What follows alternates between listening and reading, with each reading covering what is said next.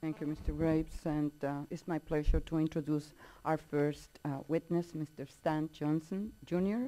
He is the president of Stan's Heating and Air Conditioning located in Austin, Texas.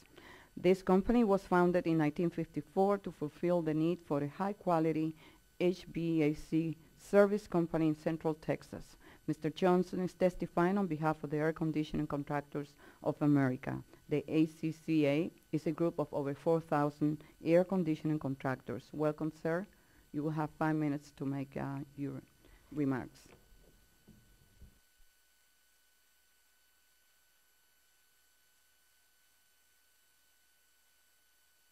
Thank you for the opportunity to provide testimony on behalf of the small business service contractors that make up the heating, ventilation, air conditioning, and refrigeration industry. My name is Stan Johnson, Jr. I'm president of Stan's Heating and Air Conditioning, a heating, cooling, and indoor air quality company located in Austin, Texas metropolitan area. My company has been serving residential and commercial customers for over 55 years. We have grown from humble beginnings and now employ more than 40 workers. I come before you as chairman of the board of ACCA, as you've heard.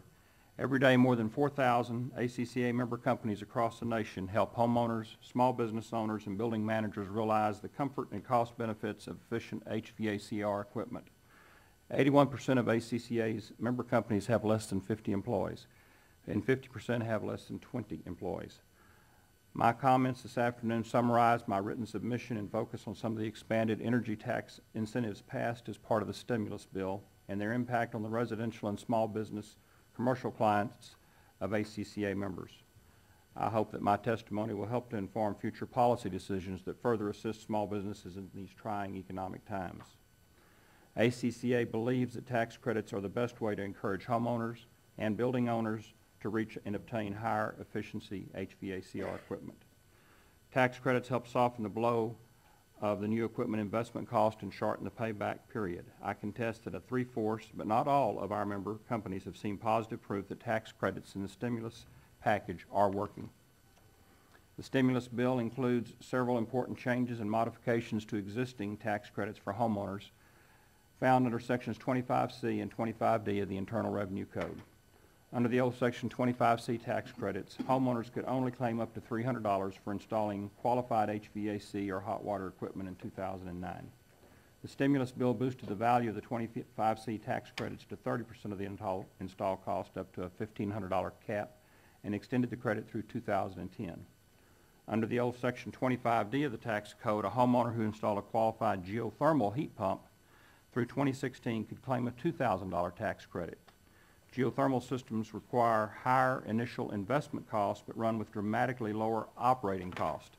The stimulus bill removed the $2,000 cap and boosted the geothermal tax credit to 30% of the install cost with no cap. In a survey conducted in May, 50% of ACCA member companies saw a small increase and 25% saw a significant increase in the sales of qualified high-efficiency HVAC equipment. One ACCA member commented that without the $1,500 tax credit, we would have had massive temporary and some permanent layoffs. Instead, we have been able to keep steady work during a traditionally slow time. Another member recently commented that the credits provided a big boost to their sales, leading to a 20% increase in replacements over the last year.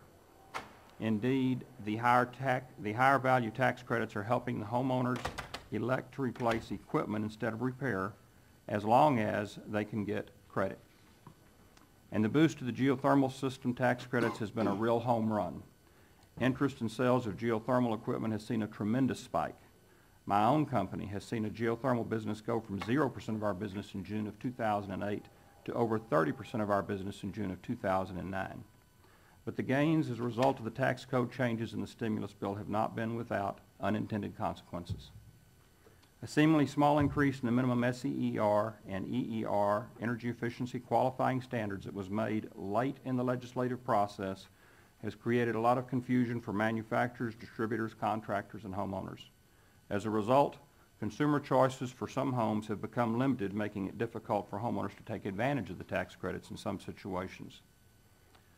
There is no doubt the tax credits and stimulus bill have made high-efficiency HVAC equipment more affordable for homeowners. However, the stimulus lacked a companion incentive for commercial and small business building owners. The committee's report last year on 7 ways to stimulate the economy by updating Internal Revenue Code showcased the disparity of how commercial HVACR equipment not only may only be depreciated over 39 years, but because the expected lifespan of properly maintained HVACR equipment is only 15 to 20 years, commercial building owners have little or no incentive to upgrade to newer, more efficient, energy-efficient equipment. The industry replaces a larger percentage of old systems in residential applications compared to old systems in commercial applications. ACCA supports passage of H.R. 2198 introduced by Representatives Melissa Bean and Peter Hoekstra to correct this disparity and reduce the holding period to a more realistic 20 years for HVACR equipment that is 10% more efficient than the federal minimum standards, and a 25-year schedule for all other new HVACR equipment. ACCA also endorses the idea of allowing small businesses to expense the purchase of HVACR equipment, or allowing bonus depreciation of 50% of the install cost in the year the equipment was placed into service.